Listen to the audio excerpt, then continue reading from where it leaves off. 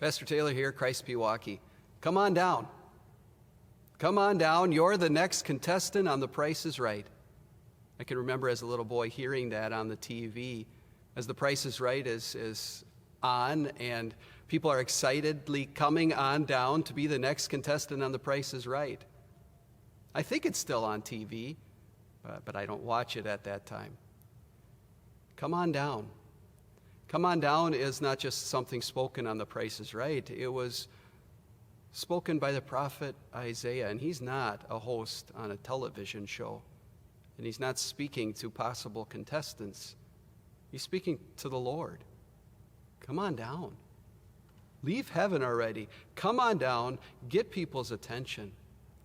And yes, during the Advent season, by God's grace, we do celebrate the fact that Jesus came on down.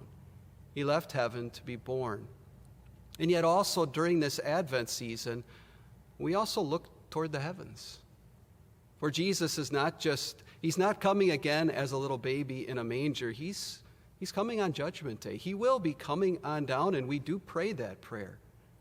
And when that happens, the prophet Isaiah is also looking toward that day, Judgment Day, and mountains are going to shake. Yes, earthquakes are going to happen. They're going to get everybody's attention on Judgment Day. No one's going to miss it. And when mountains tremble, we want to know that we're going to be okay. We want to know that we're going to be safe. I've never experienced a mountain trembling, but I want to know that I'm going to be kept safe then and eternally finally. And we have that assurance because of Jesus' first coming, when he came as a baby. Yes, there were no mountains quaking when Jesus came, right? He came lowly, peacefully. He came and didn't really get everybody's attention. And you know why.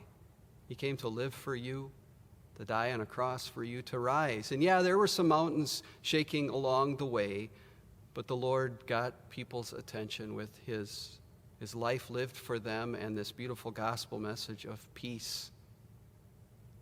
And we have that right now. And that can be our assurance on Judgment Day, that even as mountains shake, we know that Jesus is going to use the same power that he uses to shake mountains to save us. And when he comes again, Isaiah also points out that he's going to make his name known to his enemies. Yes, making his name known to his enemies ought to strike fear in them. And maybe not right now, but on Judgment Day, they will be trembling too, as God goes face to face with unbelievers, with atheists, with those who tried to shut his name down. He's going to go face to face, toe to toe with them. But not just physical enemies, also ones that you can't see. Materialism, greed, fear, doubt, going face to face with all of those.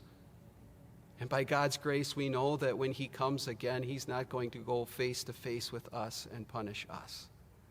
Again, we're kept safe by the life-giving gospel message of Jesus Christ. We are not going to be on the receiving end of anything bad. And that's why we go back into the crossfire right now. We shake people with law and gospel. We cause their heart, their mountain, to tremble a little bit, but in the hopes that trembling mountain crumbles by the gospel, so that the gospel can win, so their heart, and so that we know that, and we have the assurance that those who hear that message aren't going to be trembling on Judgment Day, but standing shoulder to shoulder with us, looking forward to Jesus saving them eternally. And when you think about it that way, we want Jesus to come on down today, again tomorrow, and the next day, really forever, please. A lesson from Isaiah 64, beginning at verse 1. Oh, that you would rend the heavens and come down, that the mountains would tremble before you, as when fire sets twigs ablaze and causes water to boil. Come down to make your name known to your enemies and cause the nations to quake before you. For when you did awesome things that we did not expect, you came down, and the mountains trembled before you. That was the word of the Lord. Blessings on your day.